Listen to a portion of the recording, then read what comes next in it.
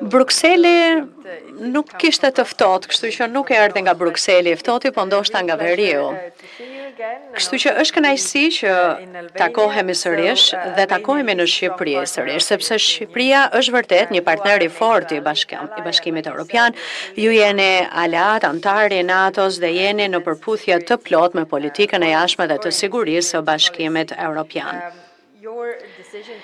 Vendimi juaj për të zbatuar plotësisht sanksionet e BE-s kundër Rusisë, së bashku me mbështetjen tuaj humanitare politike që i keni dhënë Ukrainës, tregon në fakt pikërisht për kushtimin tuaj ndaj vlerave të BE-s dhe e kuptoj që nga aspekti politik kjo nuk është gjithnjë e lehtë për të bërë. Gjithashtu ju jeni të vlefshëm shumë edhe të dobishëm dhe për sa i përket bashkëpunimit në rajon, në mbështetjen e autoriteteve për të patur në fakt edhe një mjedis të sigurt në Bosnjë-Hercegovinë. Bashkimi Evropian është plotësisht angazhuar sa i përket Shqipërisë dhe natyrisht bashkëpunimi ynë sjell të mira për të dyja palët tona. Për Bashkimin Evropian pra ne jemi të angazhuar për të fuqizuar marrëdhënien më tej me Shqipërinë dhe për ju ne jemi partneri më i fortë tregtar. Një nga angazhimet e para që kam patur ka qenë në nënshkrimi i partneritetit BE-Shqipëri për sigurinë dhe mbrojtjen, që siç e thatë pra ndodhi në dhjetor dhe ne sot do të shikojmë edhe frytin e saj të parë, pasi do të lançojmë edhe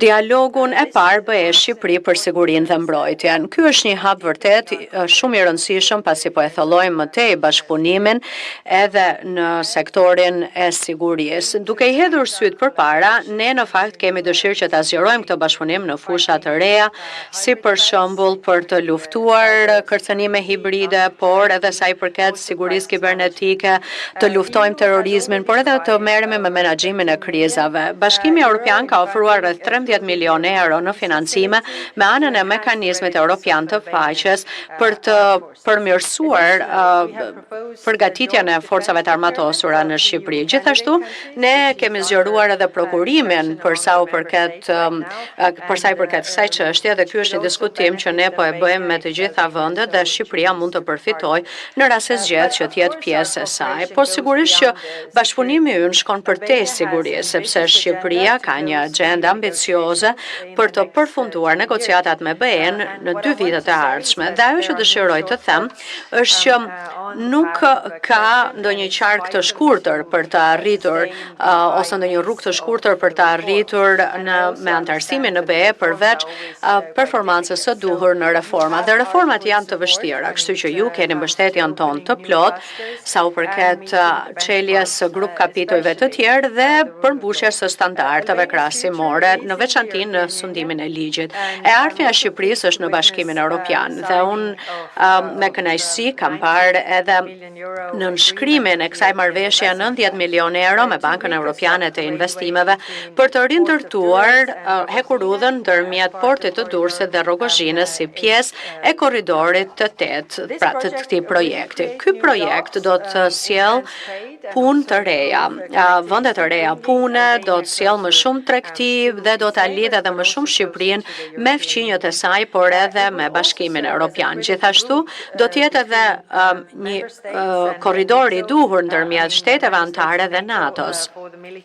Për sa i përket mobilitetit ushtarak në Evropën juglindore. Dhe kjo është shumë e rëndësishme për momentin në këtë mjedis kur flasim për sigurinë. E së fundmi ne diskutuam edhe zhvillimet në rajon dhe në fakt unë vlerësoj shumë vlerësoj këshillat, komentet që ju më keni dhënë për situatën në Ballkanin Perëndimor.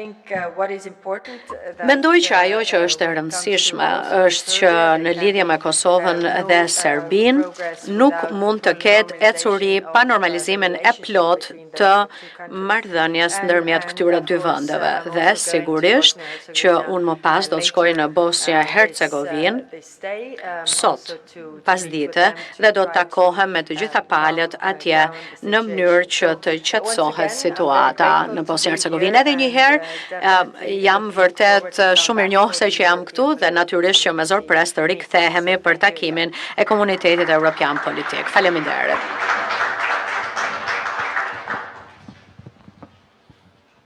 Përshëndetje, Ngelida Mema nga Euronews Albania. I'm here